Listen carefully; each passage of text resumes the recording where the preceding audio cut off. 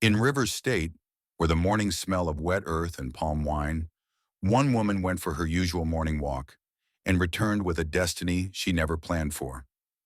This is the story of a boy abandoned in the bush, rejected in the house he called home, and raised by the love of one woman who refused to give him up. This is the boy from the bush. Tanya Briggs was an ordinary single woman in a quiet Rivers State community. Every morning before the world woke up, she walked, not for exercise but for peace. That morning the sun was still shy, the road was quiet, the bush was wet with dew. Then she heard it, a cry, not of a bird, not of an animal, but of a baby. Tamuno stopped. Her heart pounded. She followed the sound into the bush, pushing aside leaves, ignoring fear. And there he was, a baby boy, wrapped in thin cloth, crying alone on the cold ground. She lifted him, and without knowing why, she whispered the words that changed everything. My baby. That same morning, the whole community knew. Some people praised her.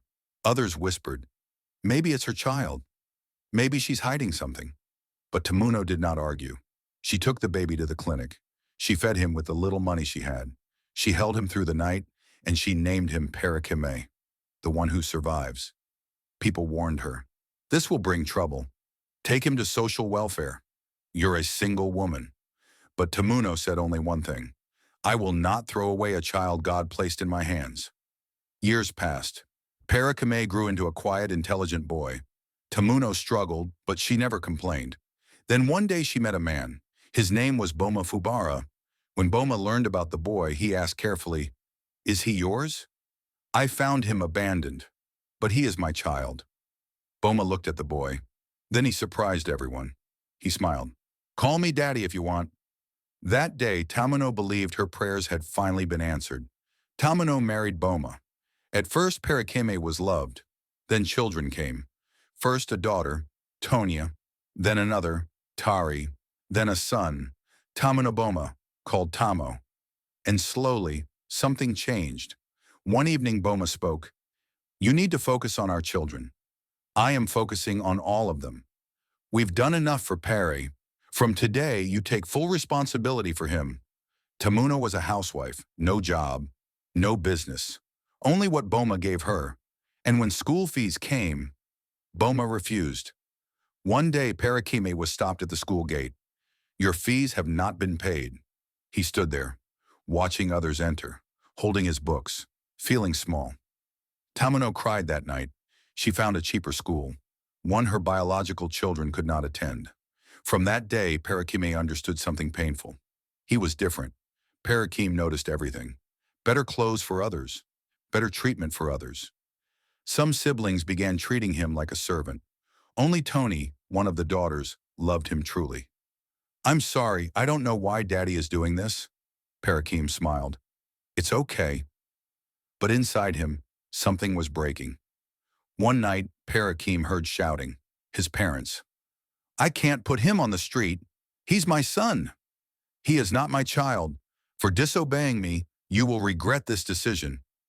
Parakim staggered away. He cried that night, and the next, and the next. But one day, he made a decision. If they won't love me, I will become great. He studied harder, woke earlier, endured insults. His girlfriend Ibinabo stood by him. Focus on your future. Let your life speak. His mother prayed. Tony supported quietly, and Destiny listened. Then the letter came, a scholarship, to study medicine in the United States. Tamuno screamed with joy. Boma said only, go and study. No pride, no apology. Parakime left. America was hard, but Parakime survived. He became a doctor, then a renowned plastic surgeon. Years later, he returned. He married Ibinabo. And then he made a decision that shocked everyone. He took his mother, he took Tani, he took his wife to California. Mama, you didn't throw me away. Now it's my turn to keep you. Back in Rivers State, Boma sat alone.